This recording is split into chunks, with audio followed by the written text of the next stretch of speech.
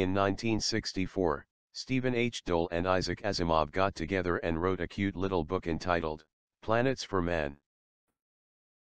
Chapter 4. Planetary Habitability. In Chapter 2 we dealt with the range of environmental conditions that is consistent with habitability. In Chapter 3 we discussed the nature of the properties of the planets we know, those of our solar system. Now it is time to see how these planetary properties relate to habitability or lack of it. Mass. The most basic of planetary properties is mass, since this determines in great part a variety of other planetary properties such as the density of the planet, its volume and radius, its surface gravity and escape velocity, its atmospheric composition and surface pressure. Whether or not water is retained, the level of radioactivity at the surface, the topographical roughness, the rate of volcanism, and so on. In setting a maximum mass for a habitable planet, the limiting property would seem to be surface gravity. It will be recalled that to be considered habitable, a planet must have a surface gravity of not more than 1.5 g. A surface gravity of this magnitude is produced by a planet that has a mass 2.35 times that of the Earth. Such a planet would have a radius 1.25 times that of the Earth. It would, in other words, have a diameter of 10,000 miles and a circumference of 31,400 miles, as compared with corresponding figures of 8,000 miles and 25,000 miles for the Earth. What about the lower limit on mass? Here we cannot use surface gravity as a direct criterion, for there is no known lower limit on the intensity of the gravitational field as far as human physiology is concerned. Instead, we will ask ourselves at what point the mass of a planet becomes too small to retain a breathable atmosphere on its surface. As we have seen, the minimum tolerable atmospheric pressure for human beings is some 2 psi, provided the atmosphere is pure oxygen. Some nitrogen, however, is necessary for plants. Hence, if we assume an atmosphere consisting of say 90% oxygen and 10% nitrogen, plus a bit of water vapor and a trace of carbon dioxide, the minimal barometric surface pressure required of an atmosphere would be about 2.3 psi or 0.156 atmosphere. If we assume that all habitable planets must have surface temperatures in the approximate neighborhood of those on the Earth, we can conclude that their exosphere temperatures will also be similar to that of the Earth. We can calculate the root mean square velocity of oxygen atoms at such an exosphere temperature. Oxygen as it occurs in the body of the atmosphere is in the form of molecules, each of which is made up of a pair of atoms. In the exosphere, however, photolysis breaks up the molecule into individual atoms. The oxygen atom, being only half as massive as the two-atom molecule, has a higher root mean square velocity than the molecule. Even if the planet could retain the molecule, it might still be unable to retain the individual atom and would lose its atmosphere by way of those atoms. In order to retain the oxygen atom, the escape velocity of the planet must be as a bare minimum at least 5 times as high as the root mean square velocity of the oxygen atom. 6 times as high would be safer. This means that the escape velocity of the smallest planet capable of retaining atomic oxygen must be no lower than 4 miles per second. Such an escape velocity will be found on a planet having a mass 0.195 times that of the Earth, a radius 0.63 times that of the Earth, and a surface gravity of 0.49 g. This, however, is not satisfactory. Conclusions based on escape velocity tell us only that such a planet could hold an oxygen-rich atmosphere if it had one to begin with. The question is, however, whether a planet having only 1/5 the mass of the Earth would have formed an atmosphere of this sort in the first place. Remember that it is not only an atmosphere that we require, volcanism would take care of that, but an atmosphere high in free oxygen, requiring more than volcanism. There are several processes that must take place before a planet can have an oxygen-rich atmosphere of a density consistent with habitability. First, there must be some mechanism for the production of free oxygen. Second, there must be some mechanism for the accumulation of free oxygen in the atmosphere to an inspired partial pressure of at least 60 millimeters of mercury. On the Earth, the existence of free oxygen in the atmosphere can probably be attributed entirely to the photosynthesizing activity of green plants, which use light energy to split the water molecule into hydrogen and oxygen. The hydrogen is combined with carbon dioxide to form carbohydrates and plant tissue generally, while the oxygen is liberated into the atmosphere. However, there are a number of processes tending to remove free oxygen from the atmosphere after it is formed. Oxygen is consumed by the oxidation of minerals in the crust during weathering, by the respiration of animals, and by the oxidation of plants when they die and decay. When a plant decays or is burned completely, it uses up just as much oxygen as it produced while it was growing. While the plants are alive, their mass is balanced by an equivalent mass of free oxygen in the atmosphere. It is estimated, however, that the mass of plant life on the Earth is only about 1/60th the mass of the oxygen in the atmosphere. Some explanation must be sought for the accumulation of oxygen to an extent 60 times the mass of plant life in the face of losses to weathering and animal respiration. What would seem to be required would be the progressive withdrawal of plant life from the Earth's surface and its permanent protection against the possibility of oxidation. The oxygen contribution of such plants is then preserved indefinitely in the atmosphere. As a matter of fact, vast quantities of organic matter have during the history of the planet been buried or submerged in sediments and appear now unoxidized as coal and oil. This is apparently the major process through which free oxygen has been accumulated in the Earth's atmosphere. Intuitively, one would expect that small planets would have a lower rate of burial of organic matter than Earth has. Furthermore, a large share of the photosynthesis taking place on Earth is carried out in the oceans, over 70% according to some estimates. One would therefore expect that a low sea-land ratio would lower the amount of photosynthesis and therefore the proportion of free oxygen in the atmosphere.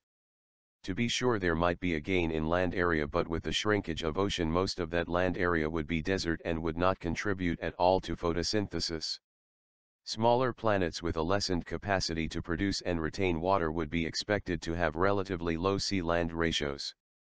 From these considerations, it can be suspected that a planet just large enough to retain a breathable atmosphere may nevertheless be too small to form one in the first place. We will therefore reject a mass 0.195 times that of Earth, as obtained from escape velocity considerations, as representing too low a minimum. Let us begin again then by taking two known cases, those of the Earth and Mars. Earth's atmosphere has a surface barometric pressure of 14.7 psi, while that of Mars' atmosphere is estimated to be at most 1/7 of this figure, or 2 psi. Earth's atmosphere is 21% oxygen, while that of Mars has virtually no oxygen. The mass of Mars finally is 0.11 times that of Earth. We can imagine that as the mass of Mars is increased, its atmosphere increases too, both in total surface pressure and in oxygen content. We can ask ourselves then what mass a planet like Mars must attain before the barometric pressure of its atmosphere becomes 8 psi and the oxygen content 0.16, these values yielding the necessary minimum inspired oxygen partial pressure of 60 mm of mercury. We can calculate this minimum mass on the basis of two possible assumptions: 1. That atmospheric pressure will be proportional to the planet's surface gravity, and 2. That atmospheric pressure will be proportional to the planet's mass. On the basis of the first assumption, the minimum mass turns out to be 0.25 times that of the Earth, and on the basis of the second assumption, the minimum mass appears to be 0.57 times that of the Earth. Since it is unlikely that either extreme is entirely true, we shall make the reasonable supposition that the value we really want is somewhere between 0.25 and 0.57. Let us say then that the minimum mass of a habitable planet is 0.4 times that of the Earth. This corresponds to a planet having a radius 0.78 times that of the Earth and a surface gravity of 0.68 g. Such a planet would have a diameter of 6,200 miles and a circumference of 19,400 miles.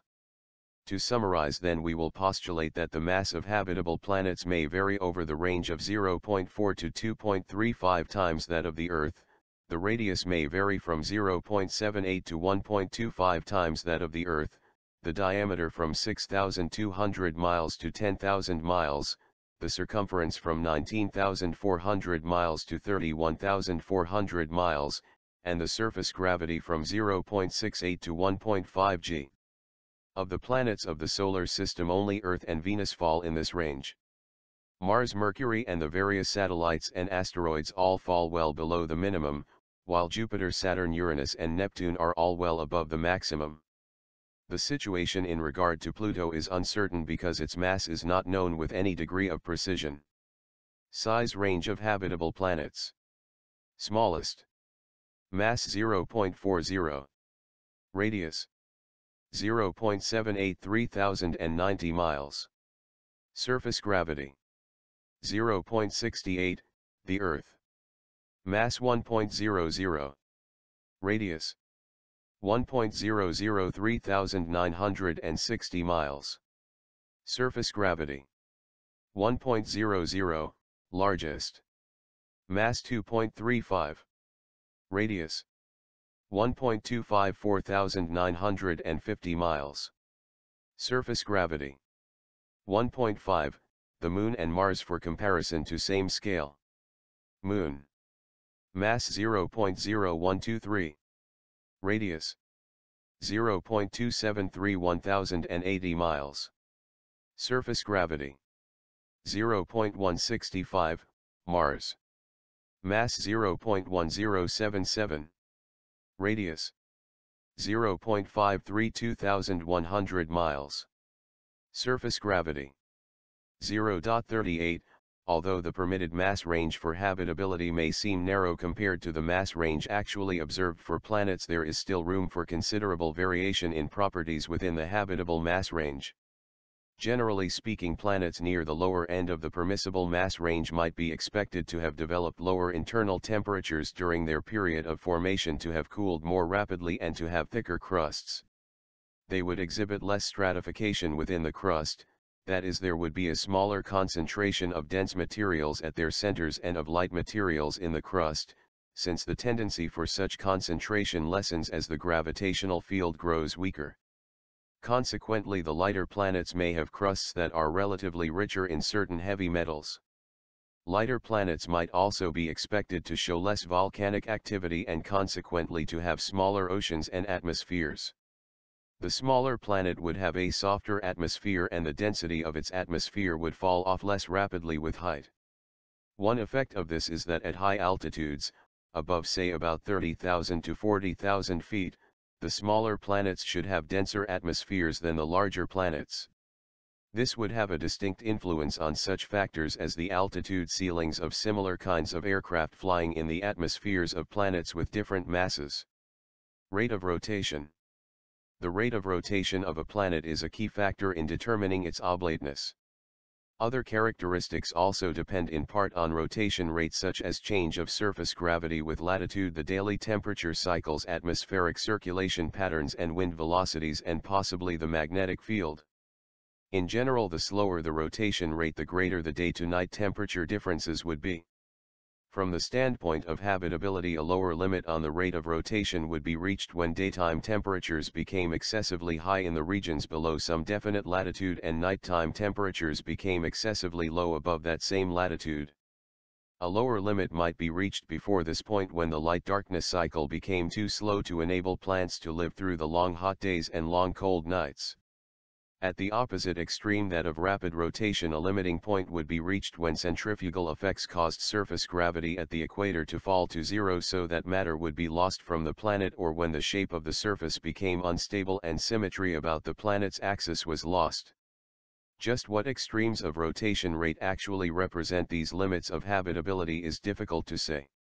They might be estimated, however, at 96 hours, 4 Earth days, per rotation for the lower end of the scale and 2 to 3 hours per rotation for the upper end.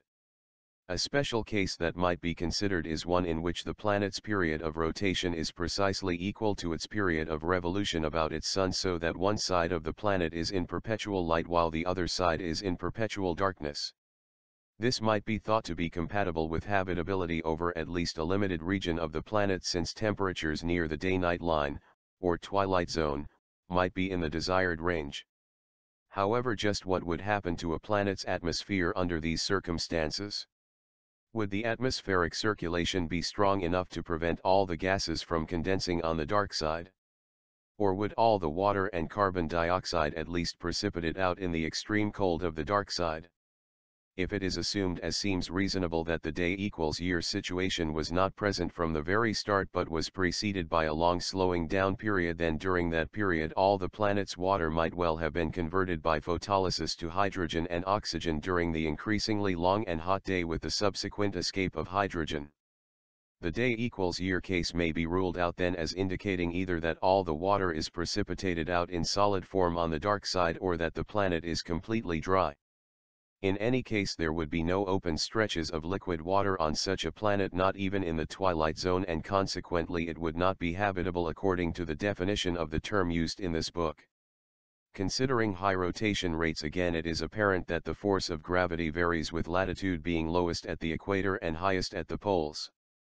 For an Earth-like planet with a 3-hour period of rotation, for example, if it is assumed that the average density of Earth is unchanged, the oblateness would be about 0.24, or 1/4, and the force of gravity at the equator would be about 0.7 g. It might be thought that this effect could extend the upper limit of mass of a habitable planet. A planet with too great a surface gravity on the average may yet be rotating so unusually rapidly that the surface gravity may fall to habitable levels in its tropical regions. This may indeed have some marginal effect, and a planet with a surface gravity somewhat higher than 1.5 g on the average might conceivably be rotating rapidly enough to bring it down to 1.5 g or below in the tropics. This, however, would be a very rare situation. We may speak of rapid rotation rates of 2 to 3 hours for planets in the habitable mass range, but how likely is it for such rapid rates actually to be attained? Based on data on the planets of our solar system, it seems quite probable that rate of rotation varies roughly with mass. Planets in the habitable range of mass would in all likelihood have rotation periods of 15 to 20 hours, and this is insufficient to introduce any marked difference in surface gravity with latitude. This period can be slowed easily enough by the tidal influence of a satellite, as in actual fact Earth's period of rotation has been. The chance of a considerably more rapid rotation rate, however, would be very slight indeed. For a rotation rate to be large enough to introduce a marked lowering of gravitational attraction in the tropic regions, as in the case of Saturn for instance, the planet must be so massive as to be far outside the habitable range. It must be so massive in fact that the lowering of gravity with latitude is not likely to reduce it to habitable levels. To be sure, the surface gravities of Saturn, Uranus and Neptune are usually given as between 1 and 1.5 g, but this is not because of the effect of rapid rotation. It is because the surface referred to is actually the top of a cloud layer that may be hundreds or even thousands of miles above the solid surface. The surface gravity on the solid planet itself is unknown, since we do not know how far that solid surface is from the center of the planet. It seems certain, however, that the gravity at the solid surface would be well over 1.5 g. A certain amount of time must elapse before a newly formed planet can have surface conditions suitable for life. The sequence of events for an Earth-like planet over the course of its history might be something like this. 1. A planet is formed by the gradual accretion and capture of small particles. 2. After the accretion process has ended because of a lack of growth materials, the surface is airless or very nearly so. 3. The interior of the planet is extremely hot as a result of gravitational compression. Internal readjustments are taking place. Denser materials such as iron are flowing slowly downward, and lighter materials such as the various rocky silicates are flowing slowly upward. Because of the high viscosities of the materials involved, the internal readjustments take place over a long period of time. They also produce movements in surface materials with extensive volcanism, crustal movements and earthquakes. Localized heating of crustal rocks by friction and through the decay of radioactive materials in the mantle produces high temperatures, and trapped gases are released. For the lighter gases, hydrogen, helium, neon, escape from the planet altogether after they are released, but the heavier gases are retained. Gases such as methane and ammonia may begin to accumulate if their rate of evolution exceeds their rate of escape. Much of the water vapor that is produced is broken down by photolysis into hydrogen and oxygen. The hydrogen escapes from the planet and the oxygen enters into chemical reactions with surface materials. 5. Those stable gases that can be retained, nitrogen, carbon dioxide and possibly methane and ammonia, begin to accumulate and an atmosphere starts to build up. 6. As the atmosphere becomes thicker and volcanic action continues, a point is reached when the rate of production of water vapor exceeds the rate of loss by photolysis. Furthermore, as oxygen continues to be produced by the photolysis of water and the surface material is largely oxidized, traces of free oxygen, and its more active form ozone, can begin to accumulate in the atmosphere. 7. The oxygen and particularly the ozone absorb light in the ultraviolet region of the solar spectrum, those wavelengths that happen to be responsible for the photolysis of water. As a result, photolysis slows down and water vapor can now begin to accumulate more rapidly. The presence of even small amounts of ozone also produces a stable upper level of the atmosphere so that water vapor is unable to diffuse upwards so rapidly. This is known as the atmospheric cold trap and results in the freezing and precipitation of water. Since water vapor cannot escape from the planet unless it makes its way into the upper atmosphere first, this is an important factor in the retention of water vapor. 8. When the concentration of water vapor in the atmosphere reaches the dew point or frost point, liquid water or solid frost condenses out locally. When the atmospheric pressure has become high enough, and assuming that the temperature remains above the freezing point of water, water begins to accumulate on the planet's surface. 9. With the beginnings of ocean formation and with continuing volcanism, most of the carbon dioxide goes into solution, forming carbonic acid and reacting to form carbonate rocks. The ammonia also goes into solution and enters into reactions. Now the atmosphere consists mainly of nitrogen and methane plus small quantities of carbon dioxide and with water vapor as a variable constituent. 10. The oceans increase in size so that rainfall becomes more prevalent. Weathering begins to become significant and soluble minerals are washed into the oceans. 11. More complicated chemical species begin to accumulate in the oceans, the process being fed by energy absorbed from sunlight. Lightning discharges form small quantities of the oxides of nitrogen, these dissolve to form nitric acid and nitrates. Sulfur dioxide from volcanoes dissolves to form sulfuric acid and sulfates. 12. At some point life appears and eventually photosynthesis is established. Through photosynthesis, oxygen begins to accumulate in the atmosphere at a rate far greater than would be possible through photolysis alone. 13. After a long period of time during which the prevalence of photosynthesizing organisms increases, the oxygen concentration of the atmosphere reaches the minimum value required by land vertebrates. The volcanic activity level slows down, the meteorite infall rate diminishes, and the planet may be considered habitable. How long does this entire process take? A billion years? 2 billion? 3 billion? It is not possible to say with much accuracy, but the amount of time is surely of this order of magnitude. Thus, even though a planet has all the other essential attributes from an astronomical point of view, it must also be of a certain age, it must have ripened sufficiently, so to speak, before it can be considered habitable. From the evolutionary point of view, as shown in the sketchy chronological sequence given above, it may be seen that several factors could interfere with the development of suitable conditions on the surface of a planet. If the planetary mass were somewhat too small, the rate of water production by volcanic activity would be too low to balance the rate of loss by photolysis, and water might never accumulate on the surface. This seems to have happened to Mars, for instance. If the mean surface temperature were too high, water would never condense on the surface. Instead, all of it would remain in the atmosphere, where it would continue to be lost slowly by photolysis. No oceans would form, and carbon dioxide would become a major constituent of the atmosphere. This seems to have happened to Venus.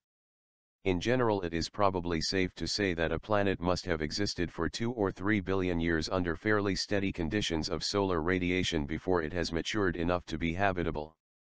It may be estimated very roughly that the Earth itself is 4.5 to 5 billion years old, and that traces of life upon it extend as far back perhaps as 2.5 to 3 billion years.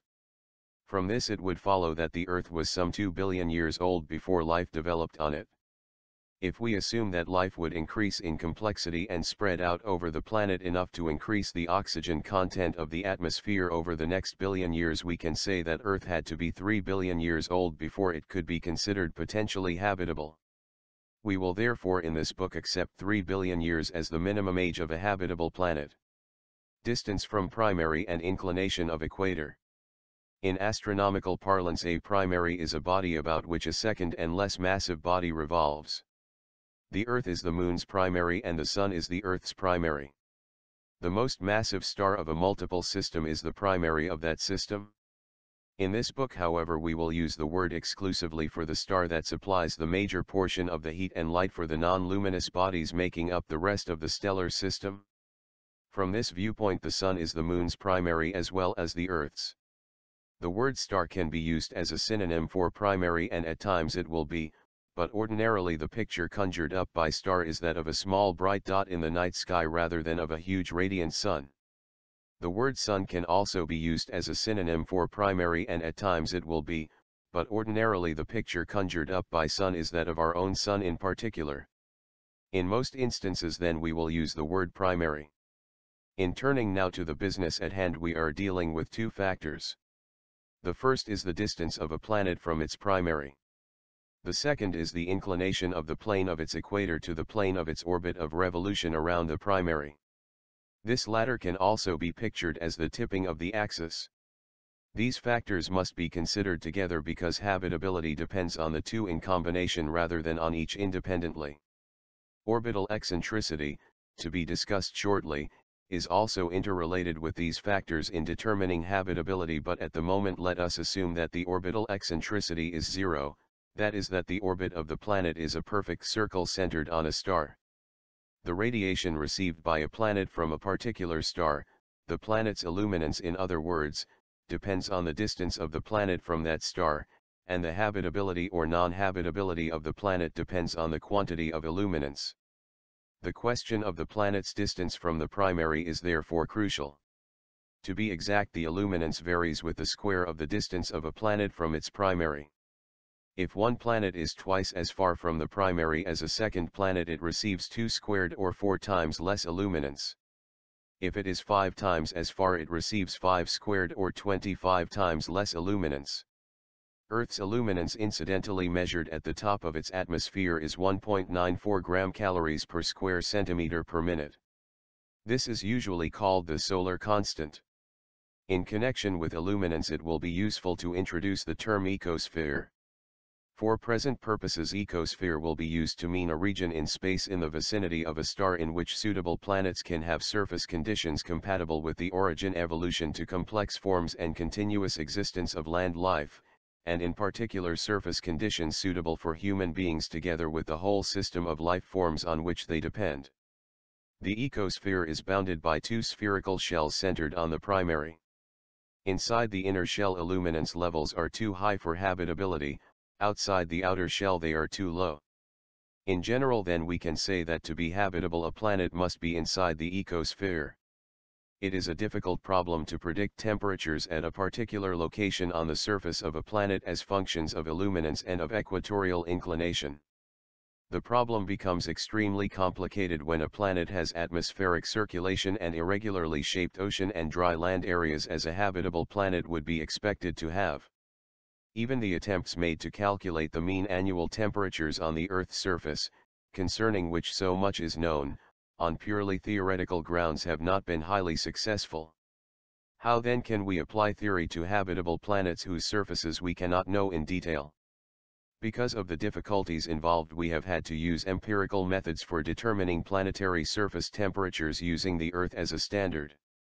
We assumed first that we were dealing with Earth-like planets having thin transparent atmospheres and a cloud cover of approximately 45%. Theoretical temperatures were then calculated at various latitudes and seasons for rapidly rotating non-conducting black spheres of various equatorial inclinations that were half illuminated by a distant point source of light. This is a highly idealized and simplified version of the Earth-Sun relationship. Once a list of theoretical temperatures was obtained, this was compared with the actual observed temperatures on the Earth's surface and the theory was modified to fit. In this manner, average surface temperatures were estimated for planets at different illuminances and different equatorial inclinations. These were estimated for various latitudes at various times of the year, summer solstice, winter solstice and the equinoxes. Finally, habitability was judged by applying the rule that a region is habitable only if the mean annual temperature lies between 32.0 F, 0 degrees C, and 86 degrees F, 30 degrees C, if the highest average daily temperature in the hottest season is less than 104 degrees F, 40 degrees C, and the lowest average daily temperature is higher than 14 degrees F, 10 degrees C. From such calculations, it turns out that for a planet to have at least 10% of its surface fall within the habitable temperature range, equatorial inclinations up to approximately 80 degrees are tolerable. In this connection, it might be pointed out that at an equatorial inclination of 0 degrees the planet's axis is perpendicular to the plane of its revolution about the primary, and every part of the planet has days and nights of equal length throughout the year. Where the axis is tipped, the lengths of days and nights vary with the time of year, as in Earth's case where the equatorial inclination is 23.5 degrees. This is the cause of seasons. At an equatorial inclination of 90 degrees the planet's axis lies in the plane of revolution. Whatever the rate of rotation about the axis, the surface of the planet receives a complicated annual pattern of sunlight. When one pole is pointed at the primary, that hemisphere receives sunshine all day long while the other hemisphere is in darkness. A quarter of a year later the axis is broadside to the primary and all parts of the surface have equal days and nights. After another quarter year the other pole is pointing at the primary, thus each pole is alternately baked and frozen, while the equatorial belt has 2 frigid seasons every year with the sun near the horizon for days on end and 2 more normal warmer seasons in between. Equatorial inclinations of more than 90 degrees duplicate the conditions for inclinations of correspondingly less than 90 degrees, except that the planet now rotates from east to west rather than from west to east. Climatically speaking, an equatorial inclination of 100 degrees is equivalent to one of 80 degrees, one of 135 degrees is equivalent to one of 45 degrees, and one of 180 degrees is equivalent to one of 0 degrees. By our calculations then, it is only in the narrow range of equatorial inclination between 80 degrees and 100 degrees that no position within the ecosphere can be found that will meet the temperature requirements for at least 10% of the planet's surface. For that range of equatorial inclination then a planet must be considered non-habitable, however well it meets all other requirements. The planet Uranus with an equatorial inclination of 98 degrees is the only body known to fall into this range. Uranus, however, is non-habitable for many other reasons as well. Total illuminance can be consistent with habitability over the range from 0.65 to 1.9 times that received at the Earth. At every point throughout this range a planet can exist at some appropriate equatorial inclination that will place at least 10% of its surface within the required temperature range consistent with habitability. For moderate equatorial inclinations up to 54 degrees a maximum illuminance of 1.35 times Earth normal is the limit. These figures enable a boundary to be placed on the ecosphere of any particular star. Naturally, a bright hot star will have an ecosphere much farther out in space than will a dim cool star. In our own solar system the ecosphere extends from 0.725 AU, where the illuminance is 1.9 times that of the Earth, to 1.24 AU, where it is 0.65 times that of the Earth. In miles, with 1 AU equaling 93 million miles, the ecosphere extends from 67.5 million to 115 million miles from the Sun. The inner edge of the ecosphere reaches the orbit of Venus, which is at a distance of 0.723 AU from the Sun, and its outer boundary reaches halfway to the orbit of Mars, which is at an average distance of 1.526 AU from the Sun.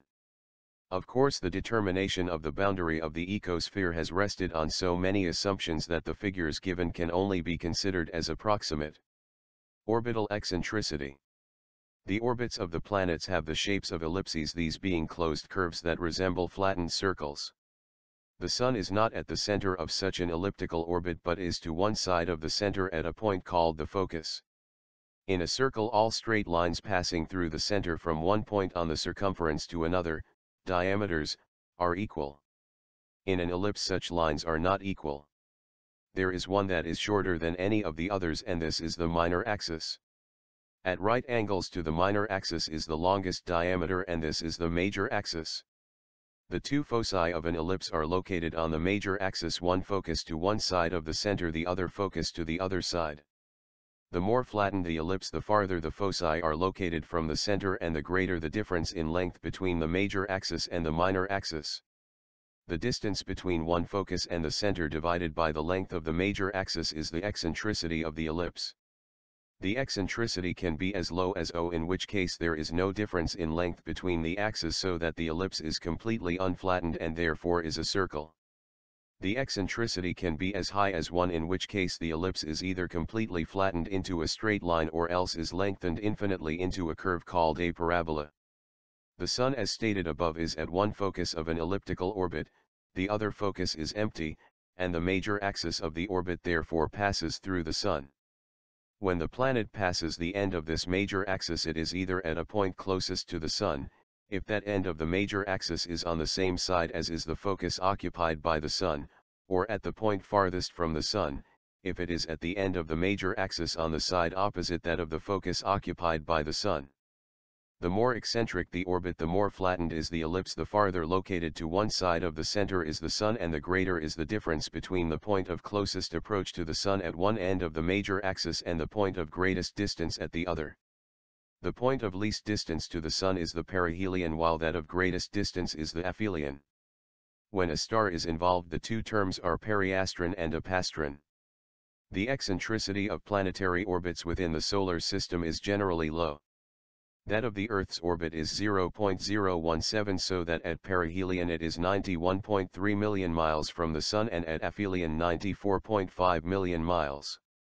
This difference of 3.2 million miles may seem great, but in comparison with the overall size of the orbit it is not significant.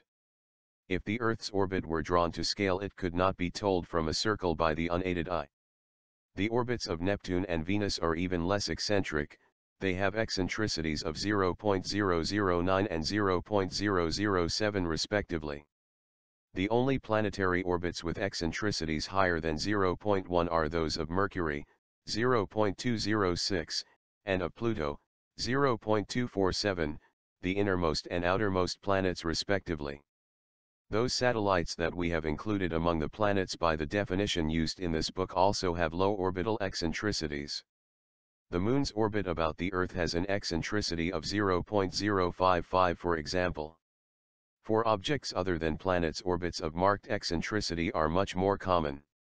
Many asteroids have orbits with eccentricities higher than 0.2, while many comets move in orbits with eccentricities higher than 0.9.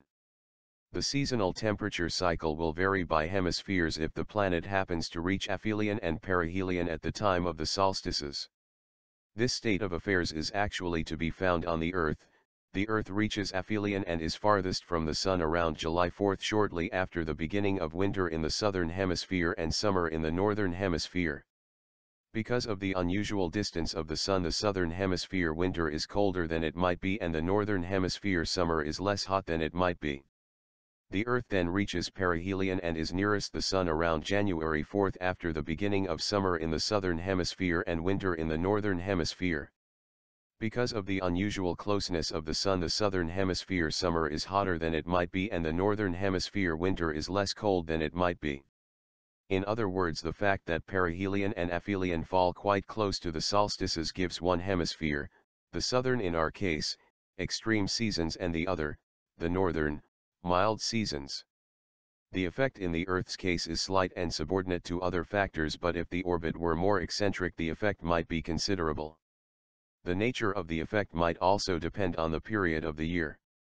Planets with a short year might remain habitable even with relatively high values of eccentricity, because seasonal changes would tend to become blurred by the natural sluggishness of response or lag in seasonal change. Planets with long years would be more seriously affected by high values of orbital eccentricity. The association of the perihelion and aphelion with particular seasons of the year does not remain fixed, however. The time of the solstice varies slowly because of the shift of direction of the planetary axis. This direction slowly describes a circle with respect to the stars. It is this precession of the equinoxes that causes different stars to serve in turn as pole stars. Because of this precession, there are inevitably times in the history of a planet when aphelion and winter solstice coincide for one hemisphere. Half a precession period later the situation is reversed and the other hemisphere gets the extremes. The period of the precession of the Earth's axis is 25,600 years. This means that about 13,000 years hence it will be the northern hemisphere that will be getting the seasonal extremes and the southern that will be more moderate. Some trial calculations using the Earth as an example and assuming that aphelion coincided with winter solstice indicated that habitability is not affected in any significant manner by eccentricities up to 0.2, and it seems reasonable to accept that value as an arbitrary upper limit for the orbital eccentricity of habitable planets. Greater eccentricities appear in any case to be relatively improbable for bodies of planetary mass. Properties of the primary. From the previous discussion of the dependence of habitability on planetary age, it follows that a primary star must emit light and heat at a fairly constant rate for a period of at least 3 billion years. In order to go into this matter further, it will be useful now to give a very brief review of the classification of the stars. Although all the stars except our Sun are so far away that they cannot be seen as disks but merely as points of light, a great deal of information has been accumulated about them from measurements of their luminosities, distances and surface temperatures, from studies of the bright and dark lines in their spectra, and from measurements made with various instruments such as the interferometer, which enables astronomers to measure the diameters of certain very voluminous stars. All but a minor fraction of the stars, less than 1%, belong to the main sequence. According to presently accepted views of stellar evolution, stars in the main sequence are in the stable phase of their existence and are converting hydrogen into helium at a steady rate. After they have consumed a certain fraction of their available hydrogen, stars leave the main sequence, expand greatly to become red giants, and then go through various rapid evolutionary phases, sometimes including stages where their level of radiation changes rapidly and rhythmically so that they are variable stars. Stars eventually end as tiny white dwarfs, small in volume but large in mass and tremendously high in density. The conversion to a white dwarf may be preceded by an explosive loss of mass, during which there is an overwhelming though temporary increase in brightness, and the star may go through a nova or supernova stage. The stars that are not on the main sequence are not steady enough in the radiation they deliver to serve as primaries for a habitable planet, which above all needs a steady supply of radiation. In this book therefore we will concentrate on those stars, the vast majority remember, that lie on the main sequence. Nearly all stellar spectra can be arranged in a sequence marked by a smooth and continuous change in the intensities of the absorption lines, which reflect, we are certain, a smooth and continuous change in the surface temperature of the stars concerned. The spectral sequence contains 7 main groups or classes designated, from hottest to coolest, as O, B, A, F, G, K and M. The subdivisions of the groups are indicated by numbers from 0 to 9 following the letter, for example B0, B1, B2 and so on. Our Sun is classified as G0 or sometimes as G2. Among main sequence stars, the class O stars, very rare, are the most massive and the hottest, with surface temperatures up to 90,000 degrees F, 50,000 degrees C. They have the largest diameters and the lowest densities. The class M stars, very abundant, are the least massive and the coolest, with surface temperatures as low as 5,400 degrees F, 3,000 degrees C. They have the smallest diameters and the highest densities. The B, A, F, G and K stars are intermediate with respect to these properties. Stars use hydrogen according to their masses. If star A is twice as massive as star B, it has twice the quantity of hydrogen, but it consumes it at more than twice the rate. Consequently, the more massive a star, the more rapidly it uses up its hydrogen fuel and the sooner it is forced to leave the main sequence. Stars of spectral class O spend very short times, astronomically speaking, on the main sequence, while stars of spectral class M spend very long times there. Again, the other classes are intermediate in this respect. For a star to use its hydrogen at a slow enough rate to ensure a stay of at least 3 billion years on the main sequence, to give it time to develop habitable planets, it must have a mass not more than about 1.43 times that of our Sun. This means that to have habitable planets, a star cannot have a spectral class earlier than F2. Stars of spectral classes OBA F0 and F1 cannot be expected to have habitable planets, though they may have planets. They just don't have the time for it. It is also possible for a star to have too little mass to develop habitable planets. This is not, as one might think, because the insufficiently massive star is too cool to keep a planet warm enough for habitability. After all, the ecosphere might be imagined as drawn close about the star. The lower limit of mass is set instead by matters involving the breaking of periods of rotation. A few words on this subject are necessary. We have already explained that low rates of rotation are incompatible with habitability, and that the effect of tides raised on one world by the gravitational influence of another is to slow the rotation rate. In the long run, the rotation rate is slowed to the point where it is stopped with respect to the other body. Thus the Earth's rotation has been slowed by the Moon's tides, and the Moon's rotation has been slowed even more by the Earth's tides. The Moon faces us with one side only. Similarly, Mercury and perhaps Venus face the Sun with one side only. The study of the tides is not a simple one. On the Earth, tides in the middle of the ocean are only a foot or so in height above mean sea level, but the fact that the water in the oceans is confined in more or less rigid connecting basins with highly irregular rim and bottom shapes means that water can pile up to heights of many feet on shore and in bays. Tides may be as high as 50 feet in the Nova Scotian Bay of Fundy. The details of water flow induced by tidal influence are very complicated indeed. This flow of water against the bottoms and sides of the various shallow seas of the Earth dissipates rotational energy through friction, and this is sufficient to account for the observed slowing of the Earth's rotation, 1 second every 100,000 years. Other factors may also be important, such as bodily tides in the solid structure of the Earth and changes in the Earth's moment of inertia due to shifts of matter within its solid structure.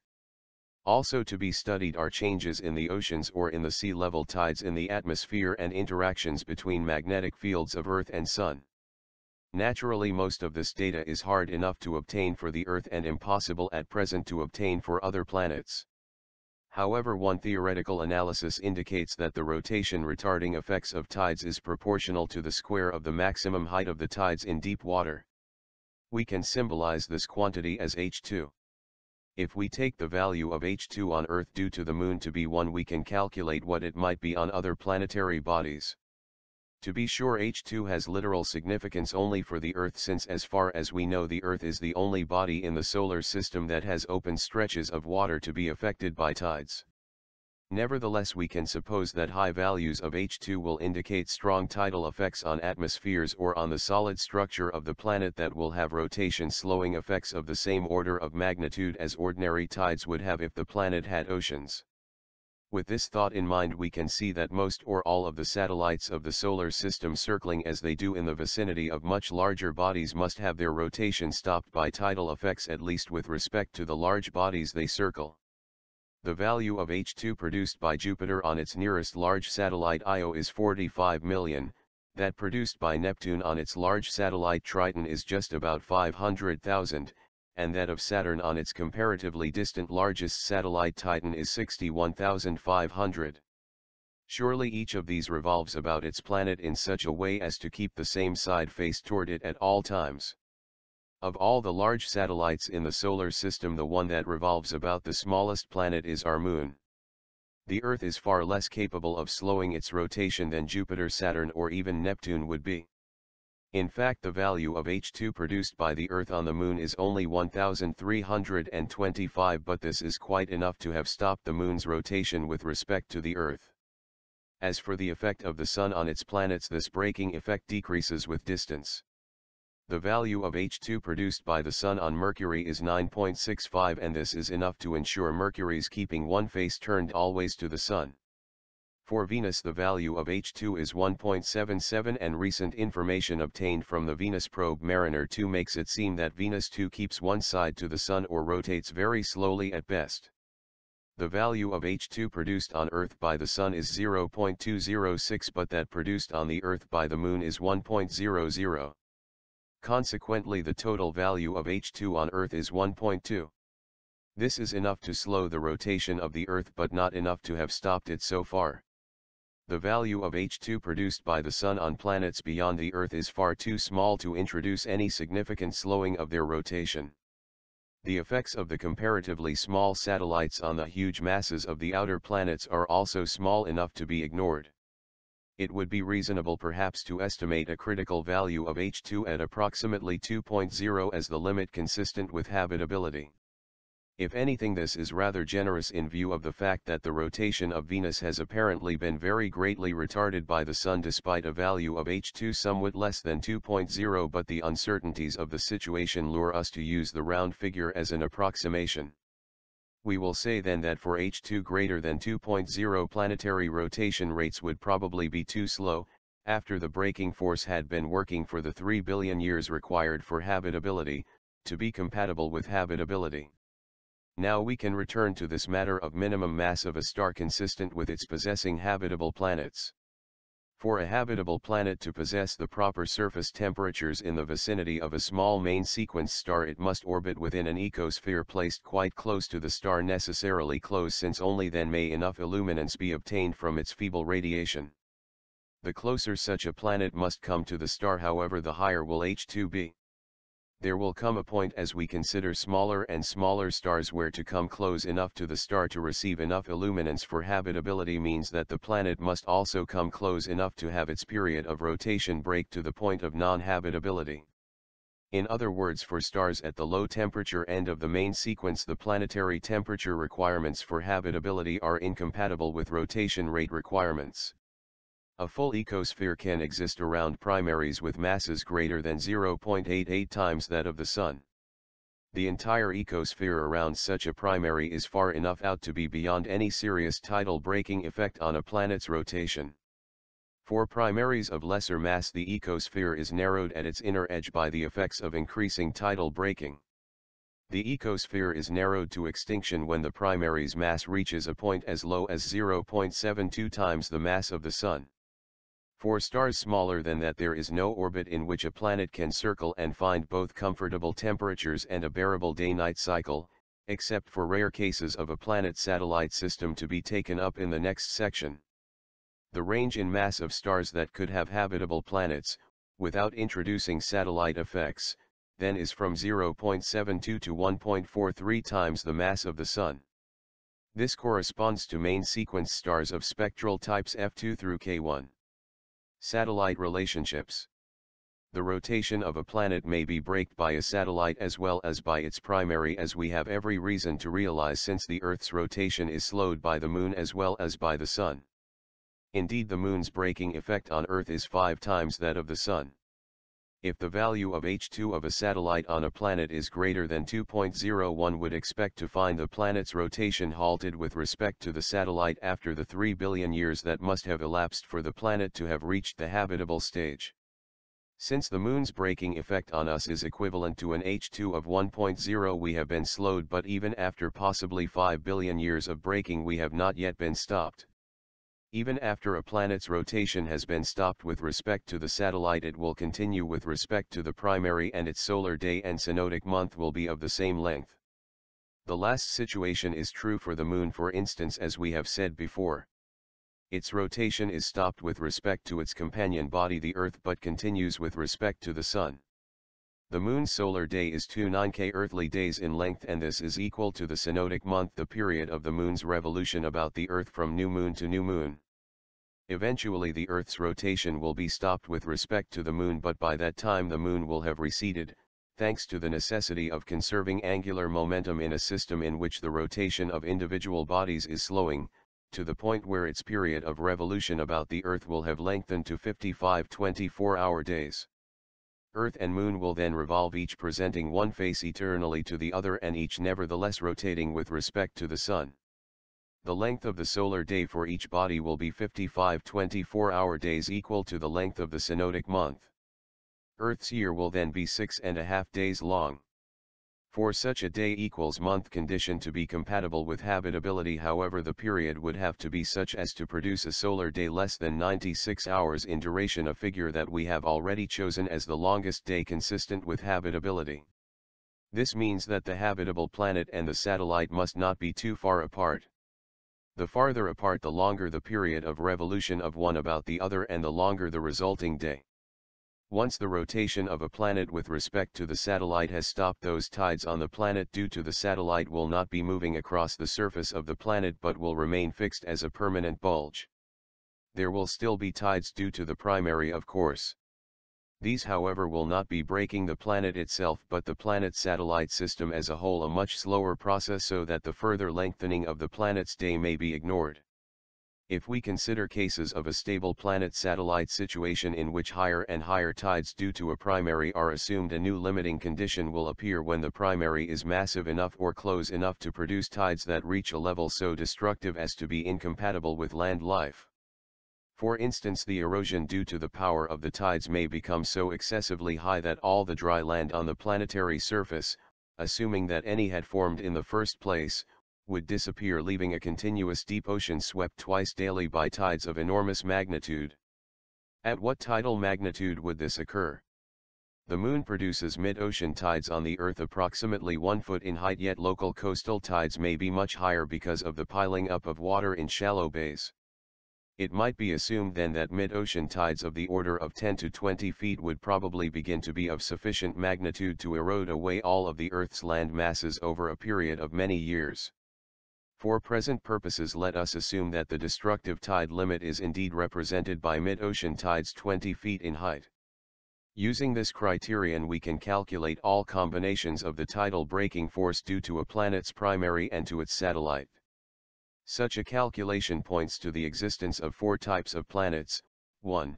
Those that are freely rotating with respect to both satellite and primary, as is the case with the Earth; 2. Those with rotations halted with respect to a satellite but rotating freely with respect to the primary, as is the case with the Moon; 3. Those like Class 2 but where the tides due to the primary are large enough to be of destructive intensity, a class for which there are no known examples; and 4. Those with rotations halted with respect to the primary, as is the case with Mercury, for instance, though Mercury, to be sure, is not a perfect example since it has no known satellite. All habitable planets must be members of classes 1 and 2, and those in class 2 would be habitable only if their periods of rotation were less than 96 hours. For a planet having the characteristics of the Earth, the limitations on satellite mass and distance can be calculated. Where planetary bodies revolve about a mutual center of gravity, there is a minimum distance called Roche's limit after the astronomer who first worked it out. At a closer distance than this, the smaller of the two bodies would tend to break up into fragments as a result of the tide-raising forces of the larger. Saturn's rings, for instance, lie wholly within Roche's limit for that planet. This could mean that a once innermost satellite of Saturn had broken up at some undetermined time in the past and that its fragments had spread out to fill the orbit. Or it could mean that material in the region had not been able to form a satellite by accretion in the face of nearby Saturn's strongly interfering gravitational influence. Jupiter's small innermost satellite Amalthea, also called Jupiter V or Barnard's satellite, is almost at Roche's limit. For the Earth, a small satellite would be inside Roche's limit if it were closer than about 10,000 miles. On the other hand, if such a satellite were farther off than 450,000 miles, it could not be retained in a near circular orbit about the Earth. The Moon itself, with a mean distance of 239,000 miles from the Earth, falls just about midway between these two limits. The ability of a satellite to halt a planet's rotation with respect to itself depends on both its mass and its distance from the planet.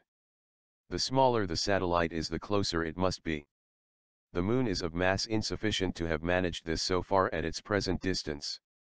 If the Earth possessed a satellite at the minimum distance of 10,000 miles, it could eventually stop Earth's rotation with respect to itself, even if it were only 1/10,000th the mass of the Moon, a body that is only a little over 100 miles in diameter, smaller than some of the largest asteroids. The important consideration, though, is whether the planet's rotation rate after having been stopped with respect to the satellite is consistent with habitability. In order for this to be so, the synodic month must be less than 96 hours, and this can only be so if the satellite is closer than 65,000 miles at the time the rotation is stopped. Our moon is far more distant than 65,000 miles, and when Earth's rotation is stopped with respect to it, its day will be far longer than 96 hours, and Earth will then be non-habitable. In fact, Earth will become non-habitable long before its rotation with respect to the moon has been completely halted. If the satellite is comparable in mass to the planet itself, there is the possibility that it too will be habitable. We will then have twin habitable planets. The dimensions of Roche's limit rise somewhat as the satellite increases in mass, and so does the maximum distance allowed for a month of 96 hours or less. Such twin habitable planets would have to be separated by a distance of not less than 18,000 miles and not more than 100,000 miles. It is possible, of course, that a habitable planet may have a satellite larger than itself. For example, if Jupiter revolved in Earth's orbit and Earth revolved about Jupiter, Earth could still be a habitable planet as defined in this book, and from an Earth-centered viewpoint, Jupiter would be its giant satellite. In view of the usual feeling that a satellite is the smaller of two related nonluminous bodies, it might be better if we referred to such a giant satellite by the more neutral word companion. But now a new type of limit could be conceived of, one determined by the heat produced by the more massive body. As a giant companion approaches stellar mass, its surface presumably becomes hotter because it has not been able to lose its heat of gravitational accretion as quickly as a small planet might, and because it is also receiving heat from the primary. At some mass level, a companion, even though it is not hot enough to maintain thermonuclear reactions in its interior and become a star, is nevertheless hot enough to cause the loss of water from the atmosphere of the otherwise habitable planet revolving about it, making it no longer habitable. Since we have little knowledge of the surface temperatures of bodies of mass greater than Jupiter, we can only locate the upper limit for the size of the companion rather approximately and place it at the point where its mass is 10 times that of Jupiter. A companion of this mass would have to be at least 150,000 miles from the Earth, or Earth would be ripped apart by the tidal forces produced by its giant neighbor. In other words, Earth would be within the Roche's limit of the companion. Nor could the separation be much over 1,000,000 miles, or the length of the month would exceed 96 hours. For a planet unescorted by a satellite large enough or close enough to stop its rotation and maintain it at that point despite the tides produced by the primary, the minimum mass for the star was set at 0.72 times the mass of the Sun. If, however, a planet does have a satellite that can slow its rotation with respect to the Sun to a period of not more than 96 hours and then maintain that period, that planet could crowd into an ecosphere very close to the primary. Stars of unusually small mass could therefore serve as primaries for such planets, although they could not serve as primaries for habitable planets without appropriate satellites. In fact, the new minimum limit for the mass of a primary comes only at a point where the planet must crowd so close to the primary that tides become destructively high. The new lower limit on stellar mass for the special planet satellite system just described would be only half the one originally given, or about 0.35 times the mass of our Sun. Stars of spectral classes from K2 down to M2 might serve as primaries for such planet-satellite combinations. It must be admitted, though, that planet-satellite combinations having just the right set of properties are probably very rare. We will therefore continue to consider 0.72 times the mass of our Sun as the minimum mass for the primary of a habitable planet. Special properties of binary star systems. So far we have been concerned with planets revolving around isolated stars. A large fraction of all stars, however, exist in multiple stellar systems, double, triple, and quadruple. The most common type is the double star or binary system, made up of two stars circling about a mutual center of gravity. In the minority of cases where more than two stars are gravitationally associated, the other members are far removed from the first two, so far removed that they can have little effect on planets belonging to the first two. Thus, if we examine the special properties of binary star systems important to habitable planets after having already considered the properties of planets about isolated stars, we will have covered all the classes of stars that are important for the purpose of this book. Two essential questions must be analyzed with respect to the existence of habitable planets in binary star systems. 1. Can stable planetary orbits exist at the proper distances from a star in a binary star system? 2. If so, is the illuminance at the planet, the sum of the radiation received from both stars, constant enough to be consistent with habitability? Some of the factors that must be considered in the most general form of the problem of a binary star system are the spectral types and masses of the two stars, their average distance of separation, the eccentricity of their orbits, the inclination of the plane of the planetary orbit to the plane of the orbiting stars, and so on. Because of the vast number of possible combinations of these astronomical factors, the problem must be simplified before analysis is practical. At the outset then, let us limit the problem to the simplest possible case, one in which the two stars move in near circular orbits around their common center of gravity and the planet is in a near circular orbit around one or both of the stars in the same plane as the two orbiting stars. In this case, two types of stable orbits can exist. A planet can circle in the near neighborhood of one of the stars at such a distance that the gravitational influence of the primary is paramount, while that of the comparatively distant companion star is small enough to be ignored. Even the less massive star of a double star system can usually maintain a stable near-circular planetary orbit against the influence of its more massive partner, provided the two stars are separated by a considerable distance. Naturally, the less massive a particular star is, the closer the planetary orbit must be to the star if it is to achieve stability. A second type of stable orbit can exist at a comparatively great distance from the two stars, a distance great enough to enable the planet to circle the center of gravity of the two stars with the separate gravitational fields of the stars themselves too weak to perturb the planetary orbit seriously. The two stars, in other words, would in this case serve as a single primary divided into two parts.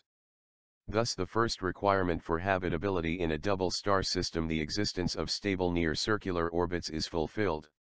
If at least one of the regions in which stable planetary orbits can exist also includes an ecosphere, and if within that ecosphere the total illuminance is fairly constant at all points in the orbit for all arrangements of the two stars, then the second requirement is fulfilled and habitable planets can exist in a binary star system. How much variability in the level of illumination would be permissible? This is a very difficult problem to assess because of the inadequacy of our knowledge concerning the prediction of planetary surface temperatures from information about stellar radiation, and because the possible combinations of planetary variables are so numerous.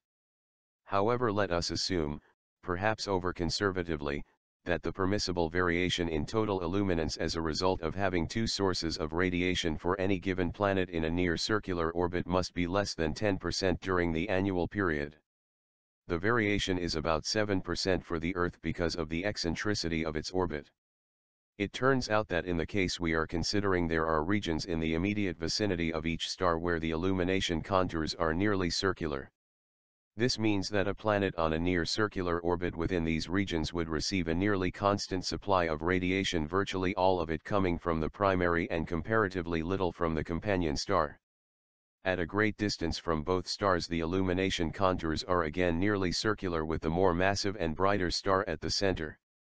A planet in a distant near-circular orbit around both stars would move about the center of gravity of the two stars, hence it would tend to cut across illumination contours, and receive varying illuminance, unless it were quite far away. If it were not far enough away, in other words, it would receive distinctly less illuminance when the smaller star was between it and the larger star, and distinctly more illuminance when the larger star was between it and the smaller star. To take a specific case, imagine two orbiting stars separated by a distance that we can arbitrarily set equal to 1.00. Let us further suppose that the brighter star is 25 times as bright as the dimmer one and about 2.3 times as massive. If we require planetary orbits to be in one of the stable regions with a variability of illuminance not exceeding 10%, we can calculate as follows. Around the more luminous star, the orbit must lie inside a circle of radius 0.319, while around the less luminous star it must lie inside a circle of radius 0.108. Finally, a distant orbit around both stars must lie outside a circle of radius equal to 10.5. To convert this into actual miles, let us suppose that the two stars are separated by 2 billion miles. This is a little more than the distance separating the Sun and Uranus, and it is about equal to the average distance separating Alpha Centauri A and Alpha Centauri B, the system mentioned at the very beginning of the book. A stable near-circular orbit with reasonably constant illumination could then exist within 640 million miles of the brighter star. Jupiter falls well within that limit with respect to the Sun, and within 220 million miles of the dimmer star, Mars falls within that limit with respect to the Sun. If both stars lay in the permitted mass range, then each would be able to possess habitable planets, since the ecosphere in both cases would lie inside the limits just cited. The dimmer star could only support a planet with a satellite capable of maintaining its rotation. Another set of stable near-circular orbits would carry a planet about both stars as a gravitational unit at a distance of not less than 21 billion miles, or 5 times the average distance of Pluto from the Sun. For a star system like the one under discussion, very much like the Alpha Centauri system, such orbits would be far outside the ecospheres and could not contain habitable planets. However, if the orbiting stars were very close together, within a few million miles of each other, as is true of a common class of double stars called spectroscopic binaries, then it could be the distant orbit circling both stars that would lie within the ecosphere. Planets orbiting around one or another of the two closely spaced stars of a spectroscopic binary would be unlikely indeed, and would in any case not be habitable. We conclude then that if the stars of a binary system are separated by a sizable distance in the billions of miles range, then either or both might conceivably possess a habitable planet in orbit about itself. If the stars of a binary system are separated by a distance in the low millions of miles range, then both can serve as a common primary for a habitable planet circling their center of gravity. There will be binary systems with intermediate separations such as to preclude the existence of ecospheres either about the stars singly or about the stars taken together, but these cases are likely to be comparatively rare. Summary of requirements for a habitable planet. Its mass must be greater than 0.4 times the mass of the Earth to permit it to produce and retain a breathable atmosphere, and less than 2.35 times the mass of the Earth, since surface gravity must be less than 1.5 g. Its period of rotation must be less than about 96 hours, 4 Earth days, to prevent excessively high daytime temperatures and excessively low nighttime temperatures.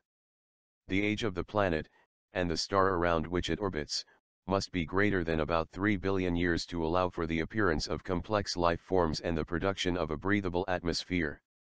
The illuminance at low equatorial inclination should lie between 0.65 and 1.35 times Earth normal to maintain temperatures consistent with habitability, although certain combinations of illuminance and equatorial inclination up to 1.9 times Earth normal for the former and up to 80 degrees for the latter will allow marginal habitability. The orbital eccentricity must be less than approximately 0.2, since greater values might produce unacceptably extreme temperature patterns on the planetary surface. The mass of the primary must be less than 1.43 times the mass of our Sun, since only then will its residence time on the main sequence be greater than 3 billion years. For habitable planets in general, the mass of the primary must be greater than 0.72 times the mass of our Sun, because when primaries have masses smaller than this, there is an incompatibility between permissible illuminance and permissible rotation rate. For a special, probably quite rare, class of planets with extremely large or close satellites, there is an extension of the lowest permissible primary mass down to 0.35 times that of our Sun. If the planet orbits in a binary star system, the two stars must either be quite close together or quite far apart for ecospheres to exist in a region where stable orbits are possible. If all of these requisites are satisfied, then there is a very good possibility that a planet will indeed be habitable.